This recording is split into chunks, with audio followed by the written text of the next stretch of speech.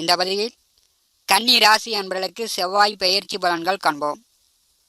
வருகின்ற மார்ச் மாதம் 14ஆம் தேதி செவ்வாய் பகவான் மகர ராசியிலிருந்து கும்பராசிக்கு பயிற்சி ஆகிறார். 22/4/2024 ஏப்ரல் வரை கும்பராசியில் சனியுடன் கூட்டணி சேர்ந்து சஞ்சாரம் செய்கிறார். சனி செவ்வாய் கூட்டணி கன்னி ராசிக்கு 6வது வீட்டிலே நிகழ்கிறது. சனிச்செவ்வாய் கூட்டணியால் எந்த மாதிரியான பலாபலன்கள் கன்னிராசி அன்பர்களுக்கு கிடைக்கும் என்பதை இந்த பதிவில் காண்போம். 2020ஆம் வருடம் சித்திரை மாதம் 21ஆம் தேதி வரை மகர ராசியில் குரு செவ்வாய் சனி கூட்டணி நிகழ்ந்தது. கன்னிராசிக்கு 5ஆம் இடமான பூர்வ புண்ணியஸ்தானத்திலே நிகழ்ந்தது. அதன் பிறகு தற்போது 6ஆம் வீட்டிலே சனிச்செவ்வாய் கூட்டணி நிகழ்கிறது. சனிச்செவ்வாய் கூட்டணி சாதகமாக பாதகமானு பார்த்தா ஜோதிட சாஸ்திரத்திலேயே இந்த 2 கிரக கூட்டணி தான் சிக்கல், பிரச்சனை, அதிக தொந்தரவுகளை தரக்கூடியது என்று சொல்லப்பட்டுள்ளது. தனி மனிதன் முதல் குடும்பம், தம்பதியர், பொதுமக்கள் அனைவருக்கும் தொல்லைகள் தருவது சனிச்செவ்வாய் கூட்டணி.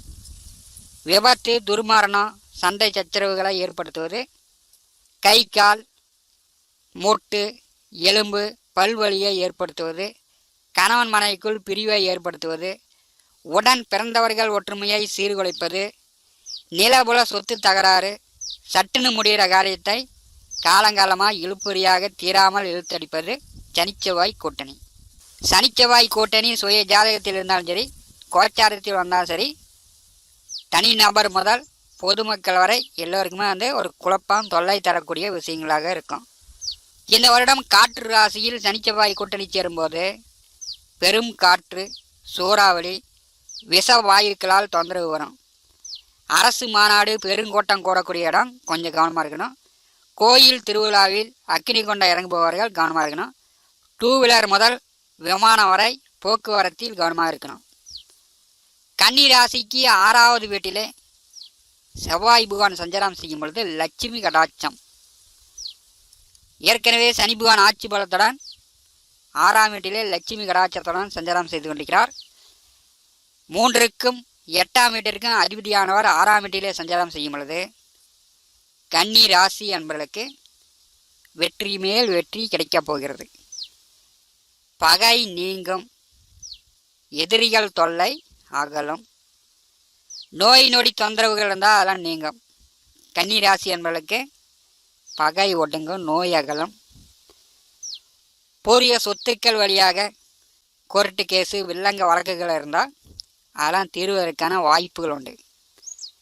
இதுவரை வேலை இல்லை, தொழில் இல்லை, வருமானம் இல்லை, ஒரே மனக்குழப்பமாக இருக்குது அப்படின்னு சொல்லி கொண்டு இருக்கக்கூடிய கன்னிராசி அன்பர்களுக்கு எதிர்வரக்கூடிய ஒரு 48 நாட்கள் மார்ச் மாதம் 14 முதல்ல உங்களுக்கு நல்ல நேரம் தான். ஏன்னா அதன் பிறகு குருபகான் 9ஆம் இடம் வந்து விடுகிறார். இந்த செவ்வாய் பெயர்ச்சி முதலே கன்னிராசி என்பதற்கு நல்ல நேரம் என்றே சொல்லலாம். குடும்பத்தில் மகிழ்ச்சி, நல்ல சந்தோஷம், வசதி வாய்ப்புகளை இந்த செவ்வாய் பகவான் 6ஆம் வீட்டில் அமர்ந்து கொண்டு வந்து கொடுக்க போகிறார். 6ஆம் வீட்டிலே சனி செவ்வாய் கூட்டணி சேரும் பொழுது நிலபுல சொத்துக்கள் வழியில் ஏற்பட்ட பிரச்சனை, வெள்ளங்கம், கோர்ட்டு கேஸு இதெல்லாம் தீரும். கடன் கொடுத்துட்டு அந்த கடன் திருப்பி வராமல் அவதிப்பட்டு கொண்டிருக்கக்கூடிய கன்னிராசி என்பவர்களுக்கு அந்த கடன் கொடுத்த பணம் மீண்டு திரும்ப உங்ககிட்ட வரும். வராதுன்னு இருக்கக்கூடிய பணம் உங்கள் கைக்கு வரும். 6ஆம் வீட்டிலே சனி செவ்வாய் கூட்டணி சேரும் பொழுது முதல் 15 நாட்கள் சுக்கிர பகவான் கூட்டணி சேர்கிறார். 6ஆம் வீட்டிலே செவ்வாய், சுக்கிரன், சனி 3 கிரகங்கள் கூட்டணி சேரும் பொழுது விவசாயம், மண் சார்ந்த தொழில் வேலை செய்து கொண்டிருப்பவர்களுக்கு மார்ச் 14ஆம் தேதிக்கு பிறகு சிறப்பு. விவசாயத்தில் பூஞ்செடி வைத்து பூ பறித்து கொண்டிருப்பவர்கள் பூ விலை உயரும், பூக்கள் மகசூல் உயரும். விவசாய வெள்ளாமை உங்களுக்கு ஓரளவு நல்ல லாபங்களை கொடுக்கக்கூடியதாக இருக்கும். சனி செவ்வாய் கூட்டணி சேரும் பொழுது நல்ல மழை பொழியும், விவசாயம் செழிக்கும். வீட்டு மனை வாங்கலாம், நிலபுல சொத்துக்கள் வாங்கலாம். 6ஆம் வீட்டிலே செவ்வாய் சனி கூட்டணி சேர்ந்திருக்கும் பொழுது நிலபுல சொத்துக்கள் வாங்கக்கூடிய வாய்ப்புகள் கன்னி ராசி அன்பர்களுக்கு உண்டு. மார்ச் மாதம் 14ஆம் தேதி முதல் 6ஆம் வீட்டிலே செவ்வாய் தன்னுடைய சுய நட்சத்திர சாரத்தில் சஞ்சாரம் செய்கிறார். தைரியமாக எந்த ஒரு காரியத்தையும் நீங்கள் முயற்சி செய்யலாம்.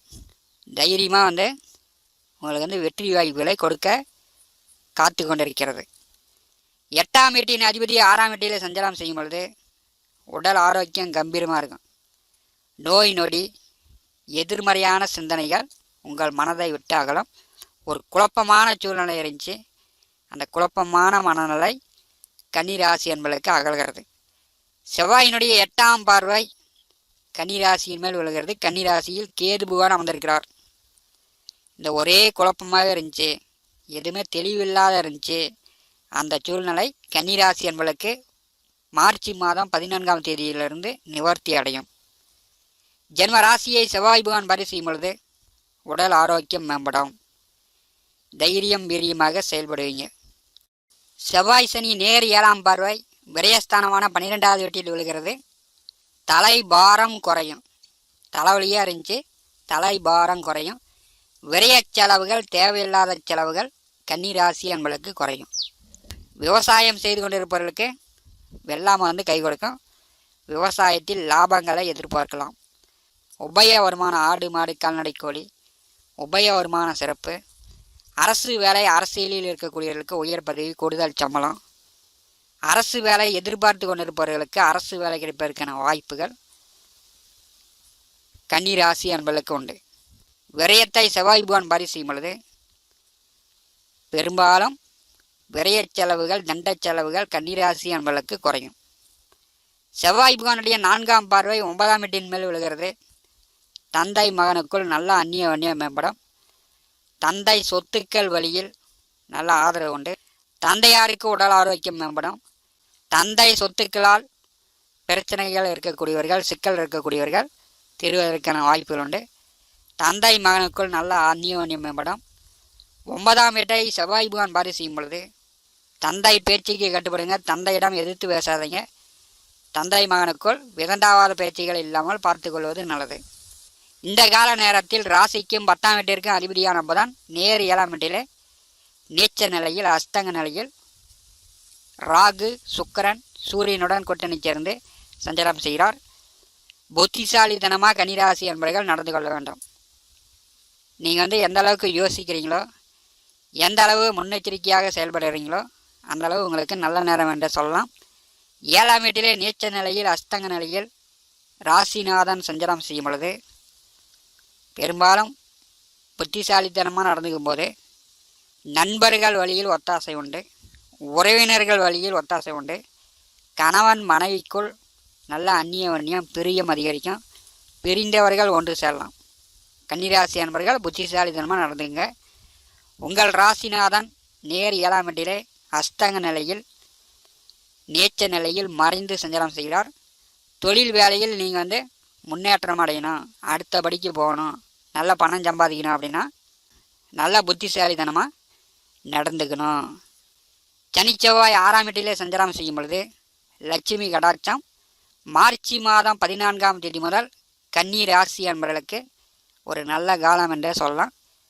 மார்ச் மாதம் 14ஆம் தேதி முதல் உங்களை பிடித்த பிழை ஒழிகிறது.